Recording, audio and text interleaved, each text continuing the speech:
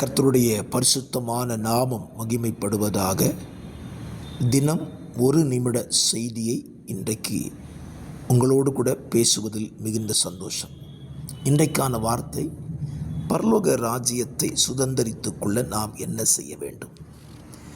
மத்தேயு 5:3 சொல்லுகிறது, ஆவியில் எளிமை உள்ளவர்களாய் இருந்தால் பரலோக ராஜ்யத்தை சொந்தமாக்கி கொள்ளலாம். அப்படியானால் தேவன் நமக்கு தந்த ஆவியிலே எளிமை உள்ளவர்களாய் நடந்து கொள்ள பிரயாசப்படுங்கள். அப்பொழுது நீங்கள் பரலோக ராஜ்யத்தை சுதந்தரித்து கொள்ளலாம். ஆவியில் பெருமை வந்துவிட்டால் பரலோக ராஜ்யத்தை இழந்து போகக்கூடிய அபாயம் இருக்கிறது. ஆகவே இந்த காலவெளியிலே உங்கள் ஆவியை எளிமையாய் காத்துக்கொள்ளுங்கள். பரலோக ராஜ்யம் உங்களுக்குரியதே. ஆமேன், ஆமேன்.